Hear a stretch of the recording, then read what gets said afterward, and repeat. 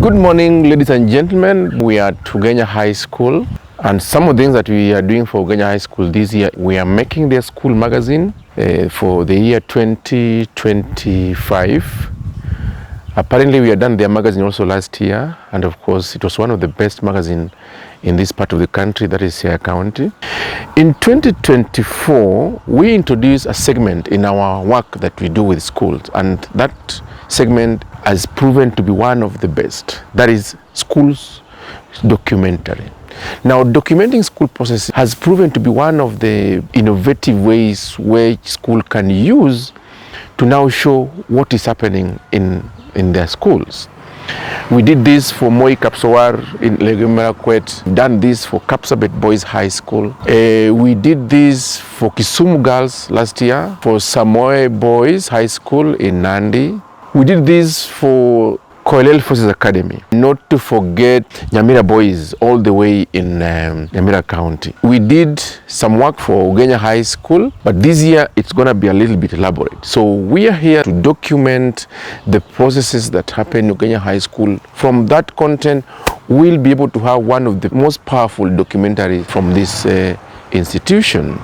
CBC is actually at its 9th year. Of course, the first cohort are in grade 9, and grade 9, that is actually the last class in junior secondary, and students will be transitioning to senior secondary school next year. A lot of questions are coming up from the parents. Which way Ugenya High School will it go? Which pathways will Ugenya High School take? That is why we are here to showcase to the parents, to those who will be joining Ugenya High School next year, the direction Ugenya High School will be taking in terms of pathways that actually is being offered by CBC. And we are calling upon other schools. Please call on ACT Digital Media. We'll come to your school. We will document your school. We will be able to showcase which pathway your school is going to take.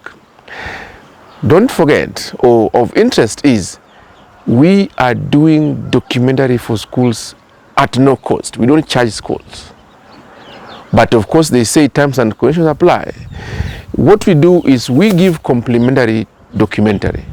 It means you're not charging the school for this service, because sometimes when a school gives us work, or when schools or institutions give us job to do, the best we can do is to give back as well. But we are calling upon partners, universities, suppliers to institutions, and so on and so forth.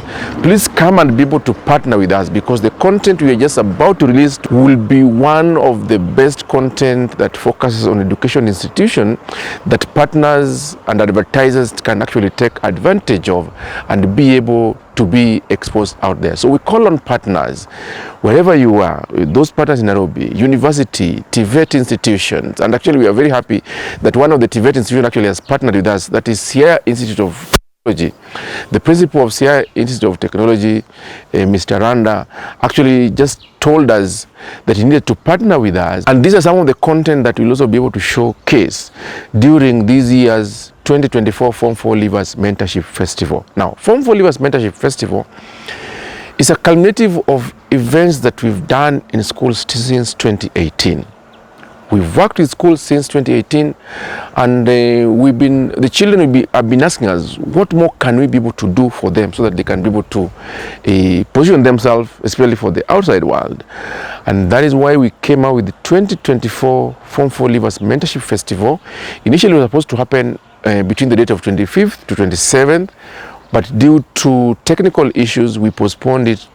During this event, we will be able to mentor the Form 4 leavers class of 2024. Besides mentorship, we will also be able to showcase the talents that we've collected across the schools in Kenya since 2018. Of course, those who are in high school or those who did Form 4 in 2018, right now they're in the job market. But we'll be able to showcase their talents from the art corner, the drawings, student leadership, and so on and so forth. So tune on our YouTube channel. It is free to air content which you can be able to watch from wherever you are. We only ask you to just subscribe to our YouTube channel so that you can be able to get exclusive videos as and when we be able to upload them. During this event also, we also want to reward teachers. You know, when you come to schools, our entry point actually are teachers. We have the chief editors with whom we've worked with very closely, and for the very, very first time in Kenyan history or Kenya education history, we are going to reward a chief editor from various schools across the country. Of course, in the reward scheme, we will also come with the overall winner, the chief of the chief editors, or rather editor-in-chief of chiefs of the school magazines.